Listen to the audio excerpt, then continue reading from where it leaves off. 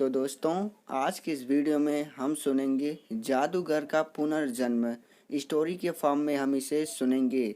यह काफ़ी दिलचस्प स्टोरी है। इसे सुनने के बाद आपके मन में भी एक ऐसा संचार होगा कि आप काफ़ी ज़्यादा मोटिवेट हो जाएंगे। और यह कहानी जादुई दुनिया के ऊपर बनाई गई है। छोटा सा क्लिप हमने अपलोड किया है। घने जंगल में दो लड़के विक्रम और शौर्य बेतहाशा भाग रहे थे।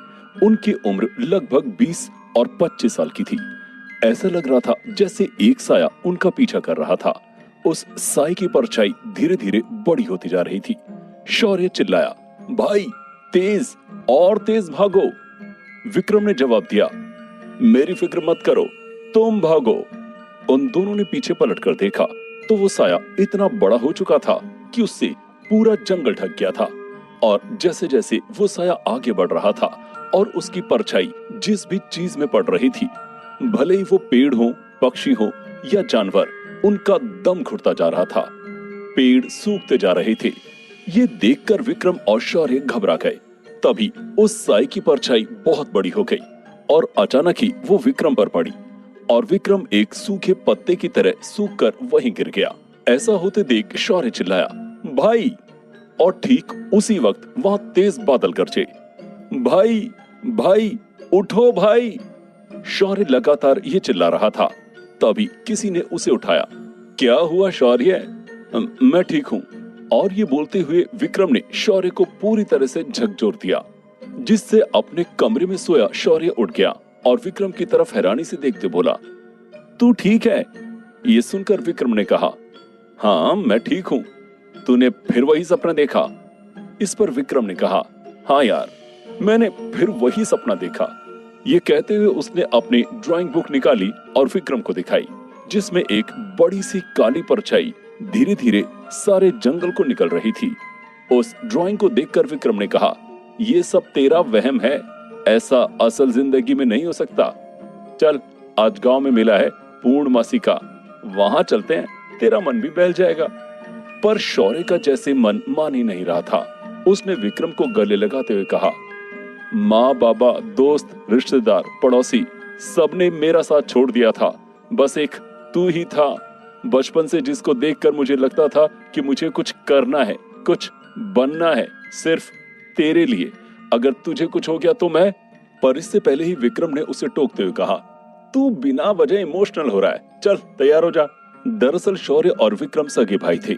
शौर्य विक्रम से 3 साल बड़ा था।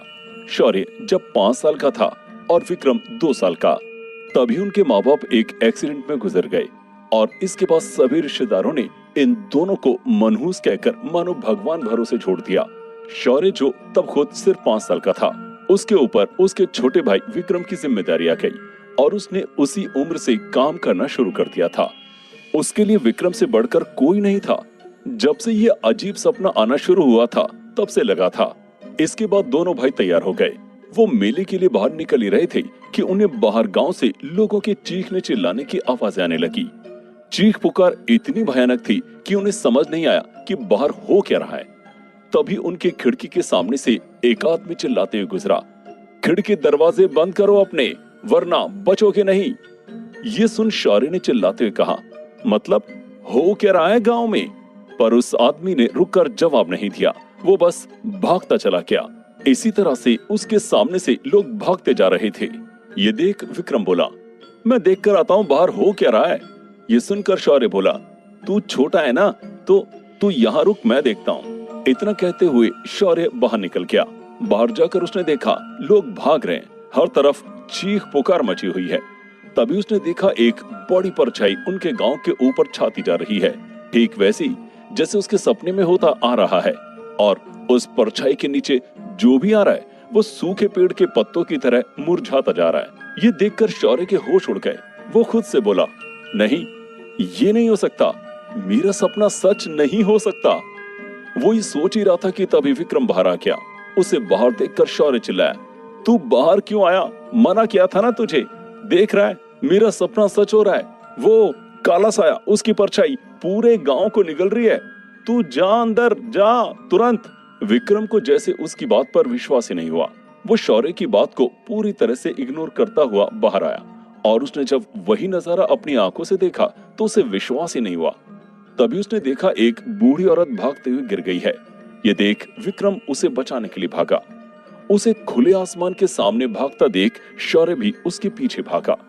विक्रम ने उस औरत को अपनी गोद में उठा लिया और भागने लगा, पर उसके भागने की स्पीड काफी धीमी थी और अचानक ही एक पत्थर पर पैर आने से वो गिर गया। ये देखकर शौर्य की मानो सांसें थम गई। वो जो उससे थोड़ा आगे भाग रहा था वो पीछे आया और उसे उठाने की कोशिश करने लगा। उठ विक्रम, उठ, चल यहाँ से भाग। पर तब तक काफी देर हो चुकी थी। विक्रम और शौर्य ने जैसे ही अपने शरीर देखे, उनको मानो सांप सूंघ गया। आवाज गले में अटक गई, क्योंकि उस साई की परछाई तो उन पर पड़ चुकी थी और वो बूढ़ी औरत, उसकी तो जान भी जा चुकी थी। तभी शौर्य ने विक्रम का हाथ पकड़ा और वो उसके शरीर से लिपट गया, मानो वो उसे उस परछाई से बचाना चाह रहा था, और बोला, नहीं, मैं तुझे कुछ नहीं होने दूंगा।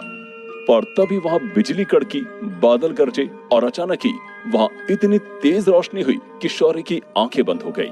कुछ पल के बाद उसने अपनी आंखें खोली तो उसने देखा कि उसका भाई विक्रम अब वहां नहीं था। वो परछाई भी वहां नहीं थी। अगर वहां कुछ था तो वे थे सूखे पेड़ और उन लोगों की लाशें जो उस परछाई की चपेट में आए थे। लगभग पूरा गांव अपनी जान से हाथ धो चुका था और सिर्फ शौर्य ही वहां जिंदा बचा था। आखिर क्यों शौर्य ही वहाँ जिंदा बचा था और विक्रम और उसकी दादी पौधा बन चुके थे, सूखा पौधा। तो क्या शौर्य बचा पाएगा विक्रम और अपने दादी, उसके साथ साथ अपने गांव वालों को भी? पूरी वीडियो देखने के लिए आप यूट्यूब पर सर्च कर सकते हैं जादूगर का पुनर्जन्म। वीडियो आ जाएगा, आप वहां से स्टोरी के फॉर्म में सुन सकते हैं। यहाँ पर हम तो थोड़ा सा केवल वीडियो का क्लिप अपलोड किए थे।